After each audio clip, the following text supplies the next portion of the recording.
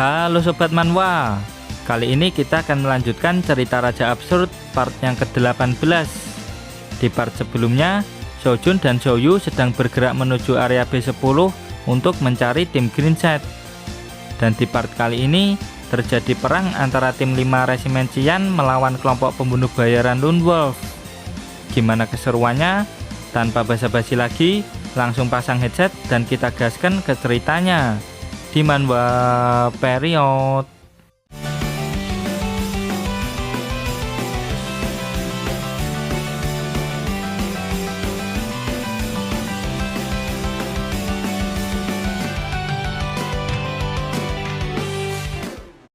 Terlihat Malu yang kagum terhadap kecepatan kultivasi Huangsang.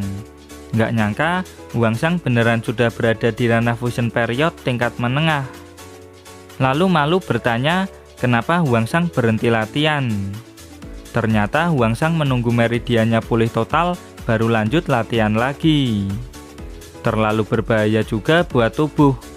Soalnya Huangsang menelan 5 pil sekaligus. Di sisi lain, Chuya pun dimarahi pelatih Liu karena membiarkan Huangsang menelan 5 pil berbahaya sekaligus. Lalu Huangsang teringat dengan perkataan Hua Jianlei yang bilang kalau ayahnya sekarang sedang mencarinya. Oleh karena itu, dia harus bertambah kuat dan segera menguasai skill-skill yang sudah dia pelajari. Dengan wajah tanpa dosa, dia meminta Malu untuk menjadi lawan tandingnya. Jelas Malu nggak mau jadi samsak tinjunya Huangsang. Huangsang juga bilang kalau dia tidak akan sampai membunuh Malu. Tapi Malu tetap nggak mau. Kemudian panel berpindah ke Hu Xiaoyu. Dia sedang berkendara sambil bersenandung. Dia penasaran dengan reaksi Huangsang ketika nanti mereka berdua bertemu. Jangan takut, aku di sini bukan untuk menusukmu. Aku mengundangmu secara pribadi untuk datang di area B16 sebagai tamu terhormat, ucap Xiaoyu. Tiba-tiba Huang Douji menelponnya. Huang Douji menyuruh kaptennya itu kembali. Soalnya akan berbahaya kalau berhadapan dengan resimen Qian sendirian. Xiaoyu mengabaikan peringatan Huang Douji dan melempar HP-nya keluar mobil. Sontak Huang Douji langsung pergi menyusul kaptennya. Dan vrung! Dengan mobil sportnya, Xiaojun tepat berada di belakang mobil Xiaoyu. Dia mengira kalau mobil di depannya itu adalah Maqianyi. Nggak pakai lama, Xiaojun langsung memberi hadiah reuni untuk Maqianyi. Rasakan hadiah dariku ini, ucapnya. Skill light wave ditembakkan dan dawar. Mobil Xiaoyu pun oleng dan meledak setelah menabrak pohon. Xiaojun langsung tertawa puas setelah melihat itu. Dari balik kepulan asap, Xiaojun menyuruh Maqianyi untuk segera keluar. Ayo keluar, jangan sembunyi terus, tegasnya. Coba tebak siapa yang datang, ucap Xiaojun yang tidak sadar kalau Xiaoyu terlihat sangat marah di belakangnya. Dan jelep, apa yang kau lakukan pada mobilku, bentak Xiaoyu. Loh, kok Hu Xiaoyu, ujar Xiaojun. Loh, kapten tim 5 resimen Qian, waktunya menyelesaikan dendam lama, ujar Xiaoyu. Tanpa basa-basi lagi, Hu Xiaoyu mengeluarkan skill Phantom Heart Kill. Namun Xiaojun mampu menghindar dengan kecepatannya. Lalu Xiaojun membalas dengan skill Light Wave beruntun. Kalau cuman kau sendirian, tidak ada yang perlu ditakutkan, ujar Xiaoyu. Dia pun mengeluarkan skill Phantom Heart Kill-nya lagi, tapi masih bisa dihindari sama Xiaojun. Dan dawas! Xiaojun berhasil memukul Hu Xiaoyu tepat di perutnya. Lalu disusul dengan serangan ultimate skill The 7 Star Explosion Wave. Dan dawar! Xiaoyu pun langsung terhempas sangat jauh di udara. Di sisi Xiaojun, luka tusukan Xiaoyu membuatnya terluka parah. Ditambah menggunakan skill ultimate tadi membuat luka itu semakin melebar. Sialan, kenapa Hu Xiaoyu ada di sini? batin Shojun. Sambil tertatih-tatih, dia pergi masuk ke dalam hutan dan meminta bantuan ke markas. Sambil menunggu bantuan datang, dia akan istirahat dulu di hutan ini sambil memulihkan diri. Bertemu dengan seorang pembunuh bayaran dan menjadi bahan tertawaan di markas. Setelah semua ini, apa tidak ada sesuatu yang lebih buruk lagi? Batin Shojun.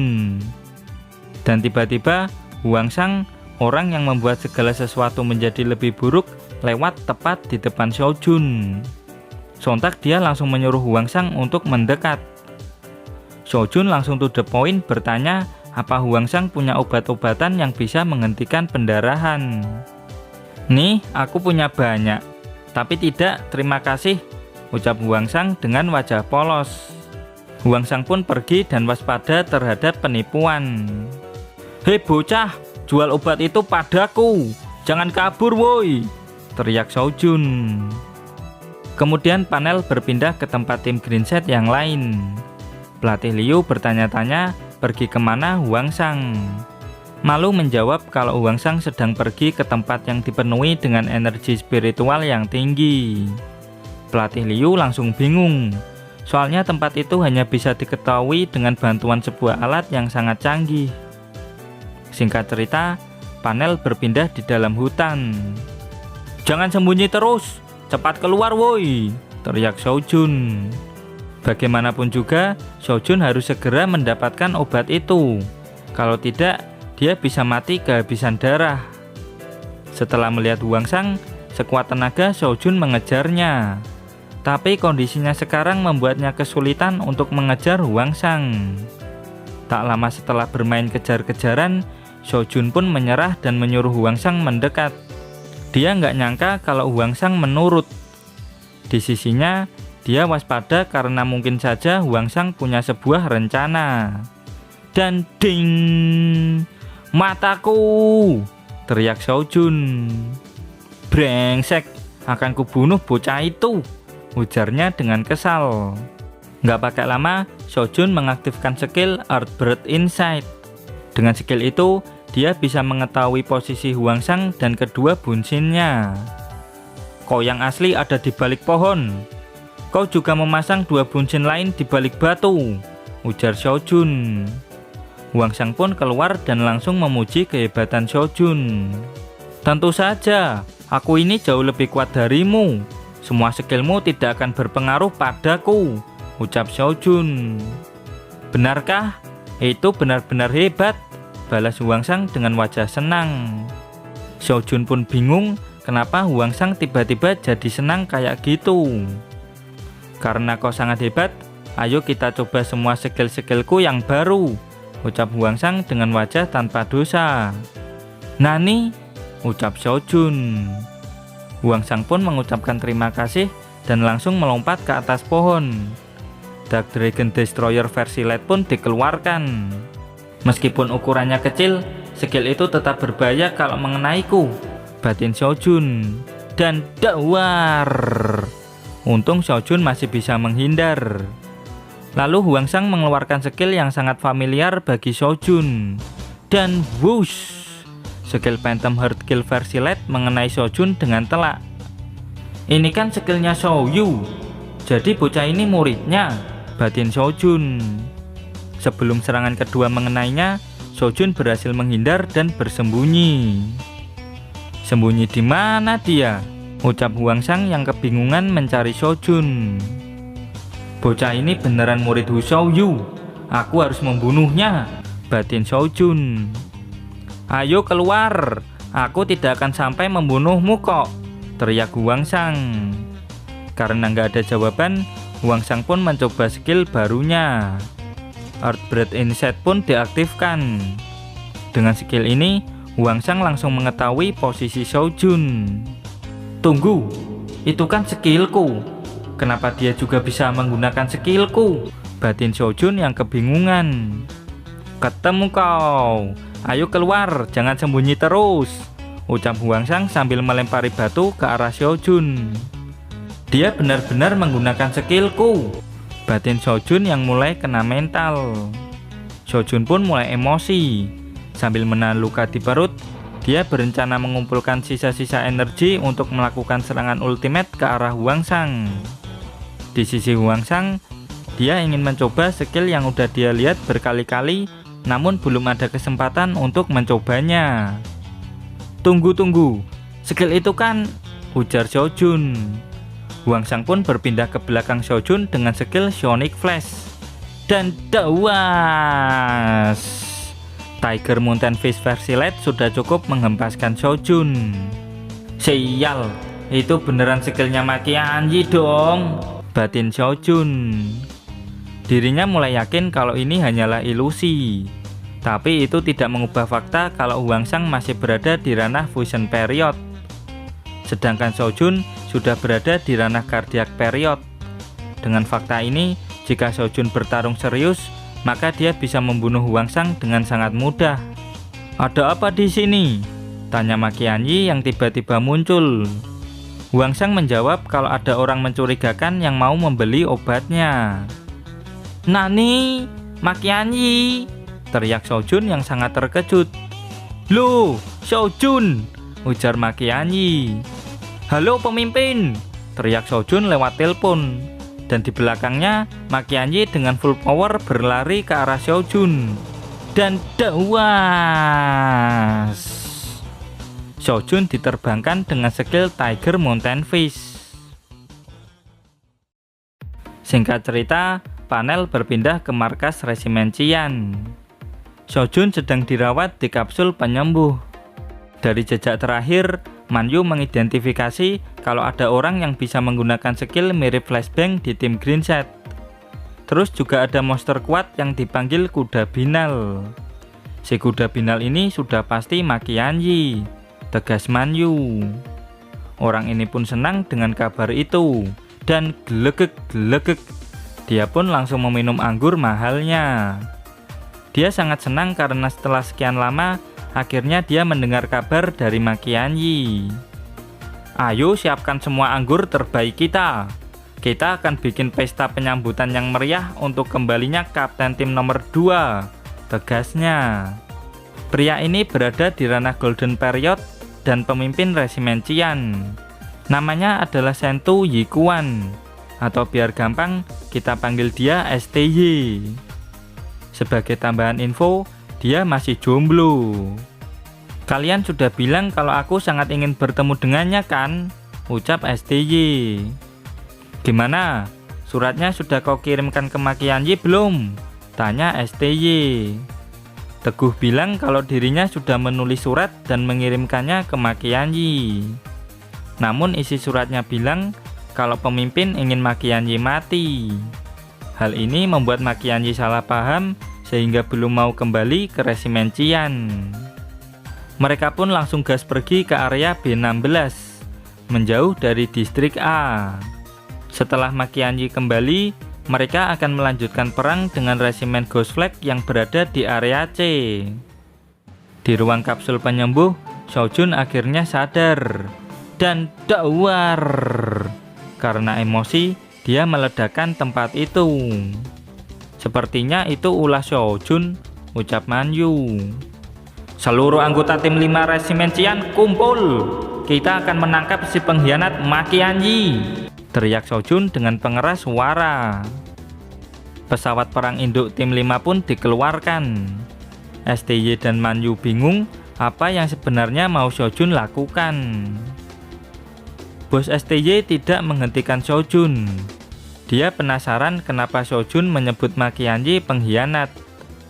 Lalu di dalam pesawat, bawahannya melapor kalau Maki Anji sekarang berada di area B16.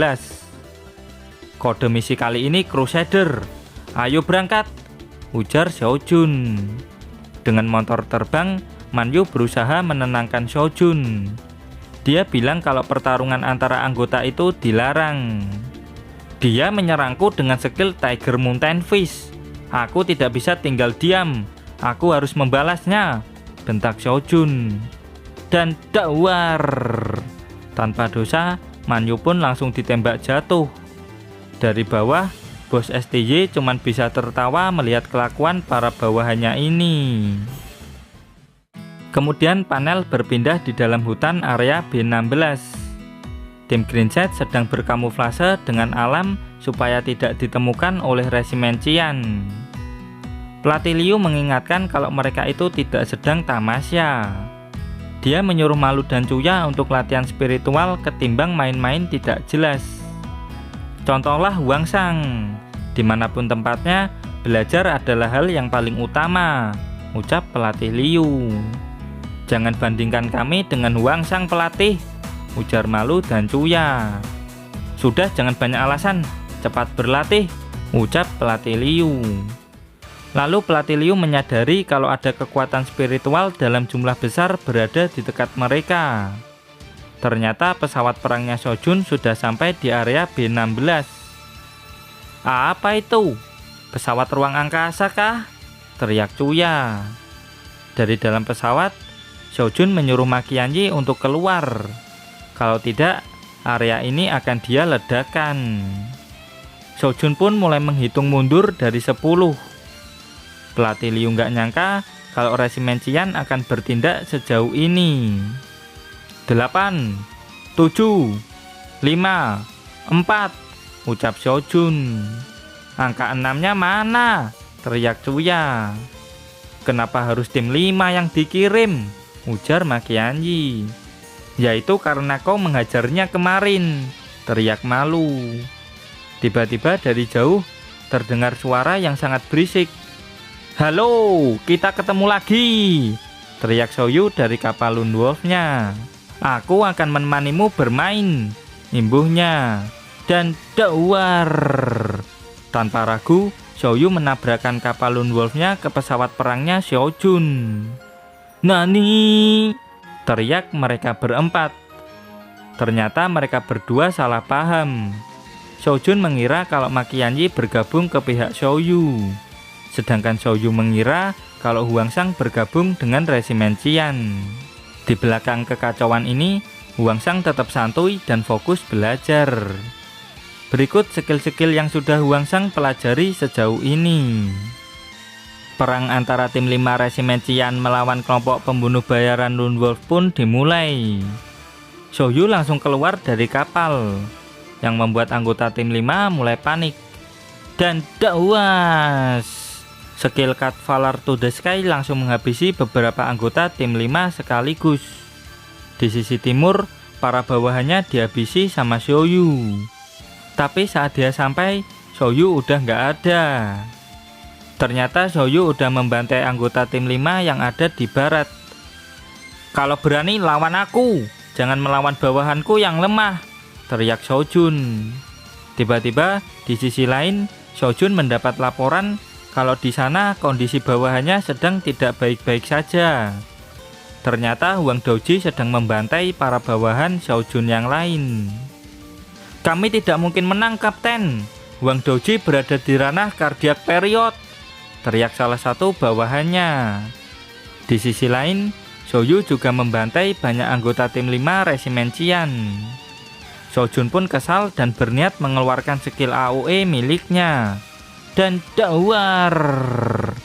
Skill Mother Earthward membuat gempa hingga menghancurkan permukaan tanah yang ada di sana. Soyu dan Huang Daoji pun langsung dibuat oleng akibat gempa buatan ini. Malu dan Cuya sampai merasakan gempanya. Di sisi lain, ternyata Huangsang lagi fokus membaca buku di kapal Lone Wolf-nya Soyu. Di bawah, Shojun masih membuat gempa di area tersebut. Kapan gempanya akan berhenti? Ujar Soyu. Tidak ada yang bisa lolos dari skillku yang satu ini. Setelah membunuhmu, aku akan membunuh bocah aneh rambut coklat itu, umpat Shojun. Lalu dia mengaktifkan skill Earthbird Insight untuk mencari keberadaan Huangsang. Kenapa kau malah ada di situ? Bentak Shojun. Gak masalah, lanjutkan saja pertarungan kalian. Anggap kalau aku ini tidak ada, ucap Huangsang. Brengsek, akan kubunuh kau, umpat Shojun sambil memusatkan area gempanya ke kapal Lone Wolf. Shojun pun membuat kapal Lone Wolf oleng. Di sisi Soyu, dia bingung. Kenapa Shojun ingin membunuh Huangsang? Soalnya dia mengira kalau mereka berdua ada di pihak yang sama. Pergilah ke neraka, ujar Seojun sambil mengeluarkan skill leg wave-nya. Tidak akan kubiarkan, ujar Soyu dengan mengeluarkan skill Phantom Heart Kill-nya. Dua skill cardiac period langsung mengarah ke Hwangsang. Dan dawar! Ledakan besar tersebut langsung membuat Hwangsang terjatuh dari kapal Lone Wolf. Hwangsang lari, kok bisa tertimpa kapal pasir itu? Teriak pelatih Liu. Kapal Lone Wolf pun terjatuh tepat di atas Hwangsang. Awas Hwangsang! Teriak Soyu. Mampus kok bocah! Teriak Sojun. Dan dawas! Kapal Lone Wolf pun menimpa Hwangsang. Pelatih Liu, Malu, dan Chuya langsung panik. Di mana ini? Gelap sekali, batin Hwangsang. Dirinya merasa kalau sedang berada di tempat yang sempit. Lalu tercium juga aroma harum di sana. Gak pakai lama, skill Noise Burst diaktifkan sebagai pencahayaan di sana. Lalu dia melihat Soyu yang sedang pingsan di dekatnya. Hwangsang pun terjebak dengan Soyu di ruang sempit tersebut. Di ruang sempit itu, Hwangsang tidak bisa bergerak dengan sembarangan. Bisa-bisa mereka akan tertimpa reruntuhan kapal.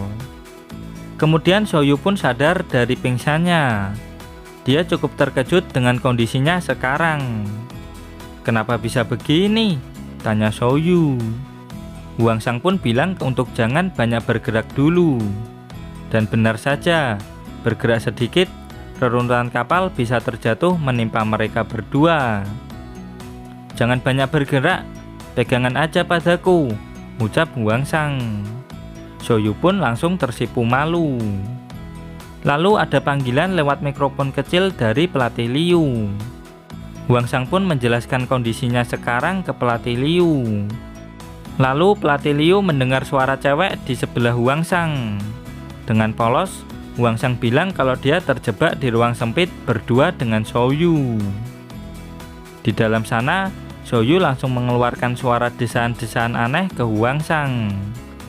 Sontak pelatih Liu langsung naik pitam. Dia akan membunuh Soyu kalau sampai melakukan hal yang tidak-tidak kepada Hwangsang. Di mobil, kuda binal berteriak supaya mereka segera pergi dari tempat itu. Malu bilang kalau mereka tidak bisa pergi karena pelatih Liu sedang pergi ke tempat Hwangsang sambil menghajar orang-orang yang menghalangi jalannya. Dengan skill Double Empty Mountain, pelatih Liu berusaha membuat jalan supaya bisa menyelamatkan Hwangsang. Tapi percuma, serangannya cuma bisa menggores kapal Lone Wolf. Berarti pelatih Liu tinggal menebasnya berkali-kali. Woi, apa yang kau lakukan pada kapalku? Teriak Hwang Daoji dari jauh. Lalu Chuya bilang kalau akan mencari Hwangsang dengan skill psionik miliknya. Bagus, kalau sampai tidak ketemu akan kupotong-potong kau loli, tegas pelatih Liu. Terus dengan skill muntahan air, Malu bisa mencari pintu masuknya. Dengan skill muntahan air, Malu mulai bisa melihat jalur yang ada di kapal Lone Wolf. Hentikan itu woi, kok bisa merusak kapalku? Bentak Hwang Daoji. Tapi anggota tim 5 mulai menyerang kembali. Sontak Hwang Daoji langsung membantai mereka semua. Di sisi Malu, dia sudah berhasil menemukan pintu masuknya. Dan pintu kecil inilah satu-satunya jalan yang bisa mereka lewati. Malu pun langsung turun dengan hati-hati. Karena lama, pelatih Liu menggunakan skill tebasannya supaya bisa masuk dengan lebih cepat. Alhasil, Malu dan pelatih Liu langsung terjatuh ke bawah. Sedangkan Chuya ikut merasakan getaran yang diakibatkan oleh pelatih Liu. Gempa susulan kah? Teriak Soyu yang mulai panik. Dan beruak. Akhirnya Malu mendarat dengan selamat. Tapi dia merasa ada aroma aneh di sana. Ternyata dia jatuh di pelukan Xiaojun. Loh, Xiaojun! Teriak Malu. Dan dawas! Malu pun dipukul. Xiaojun tahu kalau Malu adalah anaknya Ma Qianyi. Makanya dia langsung memukul si Malu. Terus dia juga yakin kalau Malu datang pasti mau menyelamatkan Hwangsang. Sontak Malu langsung kaget karena Sojun bisa membaca pikiran. Tapi Sojun tidak memiliki kekuatan itu. Dia hanya mengetes Malu. Dan setelah melihat reaksi Malu, dia yakin kalau Hwangsang juga terjebak di kapal ini. Nggak pakai lama, Sojun langsung menggunakan skill Earthbird Insight untuk mencari tahu posisi Hwangsang. Dan inilah pemandangan yang dia lihat. Sontak Sojun langsung kena mental dan muntah darah. "Kenapa kau muntah darah? Apa yang sebenarnya kau lihat?" tanya Malu. Kemudian panel berpindah ke Hwangsang. "Soyu, ngapain kau di sini?" tanya pelatih Liu. "Kau sendiri ngapain nyusul kemari? Iri kah?" balas Soyu. Pelatih Liu langsung merasakan sebuah kehangatan setelah melihat dan merasakan tubuh Hwangsang dari dekat. Dan inilah ekspresi polos Hwangsang. "Hatiku jadi deg-degan. Inikah yang dinamakan cinta?" batin pelatih Liu. Lalu Soyu menertawai pelatih Liu karena wajahnya jadi sangat merah semerah tomat. Pelatih Liu pun langsung malu karena sudah membayangkan hal yang tidak-tidak bersama Hwangsang. Kemudian pelatih Liu menyuruh Chuya untuk membawa pergi Soyu ke suatu tempat. Tapi Soyu nggak mau. Ini adalah tempat paling nyaman di dalam hidupnya. Hwangsang pun cuma bisa pasrah melihat kelakuan kedua cewek ini. Kemudian panel berpindah ke tempat Sojun.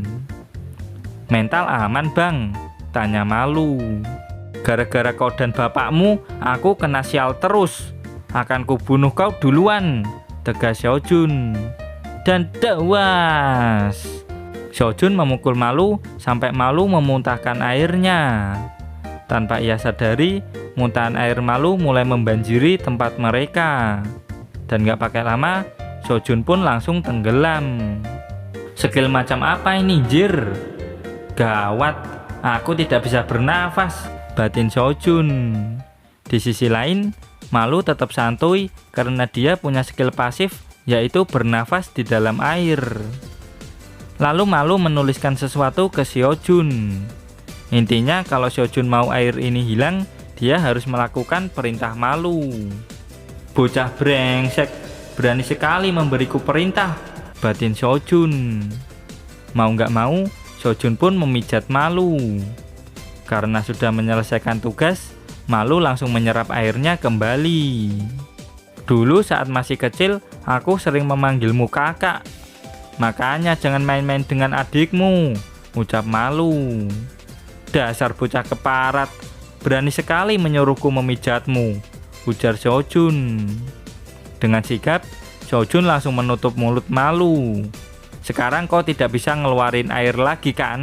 ujar Sojun. Tapi lewat kedua mata dan telinganya, Malu bisa mengeluarkan air. Alhasil, Sojun pun langsung tenggelam lagi. Malu yang ngambek gak mau lagi menyerap airnya. Bahkan Sojun langsung bersujud ke Malu supaya airnya dihilangkan. Tapi Malu udah gak mau karena kesal dengan Sojun. Kemudian panel berpindah di luar kapal. "Istirahat di tempat, gerak! Berhitung, mulai!" tegas Makianyi.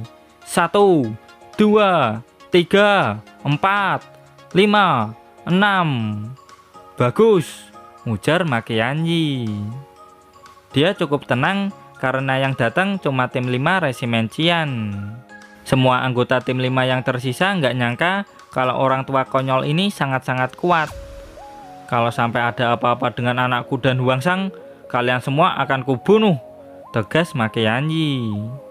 Mereka semua pun tidak bisa membalas dan cuma bisa ketakutan setelah merasakan aura membunuh dari Makianyi.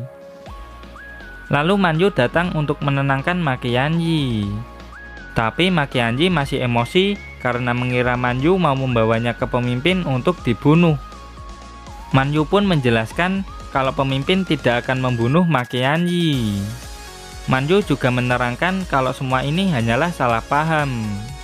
Sebenarnya bos STY cuman ingin Makianji kembali.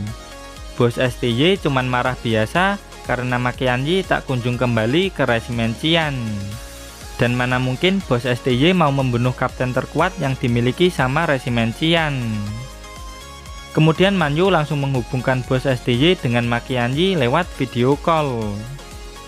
"Woi Pak Tua, katamu kau menemukan bocah berbakat. Apapun yang terjadi, bawa bocah itu padaku," ucap STY lewat video call. "Tentu saja bos, kau tenang saja, aku akan segera menemuimu di markas besar," ujar Makianji. Tiba-tiba Teguh bilang kalau dia sudah menemukan keberadaan Huangsang. Makianji pun berniat menunjukkan wajah bocah berbakat yang akan dia bawa ke resimen Qian. Dan inilah pemandangan yang STY lihat lewat HP-nya. "Nani?" Dan beginilah ekspresi STY setelah melihat posisi Huangsang. Dan sayang sekali, chapter pun berakhir sampai di sini. Dan terima kasih buat kalian yang selalu hadir dan komen di setiap video admin. Terus dukung channel ini dengan cara like, comment, subscribe. Dan jangan lupa kultivasikan loncengnya juga. Sampai jumpa lagi di video berikutnya. Bye-bye.